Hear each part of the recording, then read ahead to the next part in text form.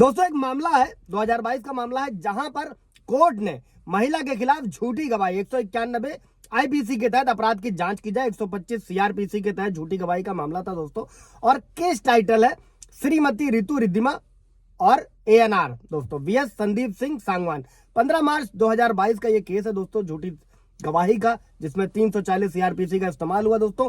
जय हिंद, नमस्कार, मैं एडवोकेट आशीष मिश्रा।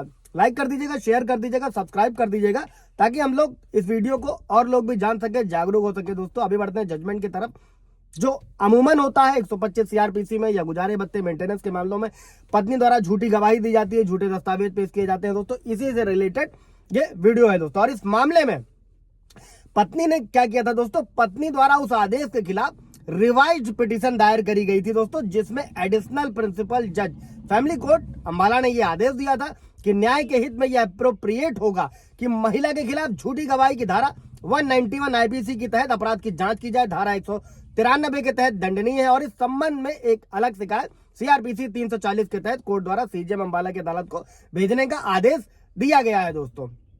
2022 का जजमेंट है। अभी बढ़ते हैं हम लोग केस की तरफ। 125 सीआरपीसी में जो अंतरिम भरण पोषण में दोस्तों पत्नी ने कहा कि उसके पास कोई गुजारा भत्ता नहीं है, आय या संपत्ति का कोई स्रोत नहीं था और वो अपना भरण पोषण करने में असमर्थ थी, जो हमेशा होता है। और अपने बयान के दौरान उसने अपनी कोई आय ना होने की बात दोहराई, लेकिन जब उसे उसकी नौकरी से संबंधित रिकॉर्ड दिखाया गया तो उसने स्वीकार किया कि वो चितकारा विश्वविद्यालय, जो कि एक विश्वविद्यालय था, वहां पर असिस्टेंट प्रोफेसर यानी कि सहायक प्रोफेसर के रूप में 28,000 रुपए मंथली वेतन पर काम कर रही थी। इसके बाद में जो याचिका करता था 3/7/2017 को ज्वाइन किया, जबकि उसने 26 जुलाई 2017 को धारा 125 सीआरपीसी के तहत एक आवेदन दायर किया था, जिसमें उसने कहा था कि उसके पास खुद या अपनी बेटी का भरण पोषण करने के लिए आय या संपत्ति का कोई स्रोत नहीं है। और इस प्रकार जो प्रतिवादी था पति ने यह तर्क दिया कि उसने जानबूझकर भरण पोषण की राशि को हड़पने और उसे परेशान करने के लिए कोर्ट को गलत जानकारी दी। अभी इसमें पति ने तर्क दिया दोस्तों कि वो अच्छी तरह से शिक्षित थी और 15,000 रुपए के वेतन पर असिस्टेंट प्रोफेसर के रूप में कार्यरत थी। उन्हें 28,000 रुपए प्रति माह मिलते थे,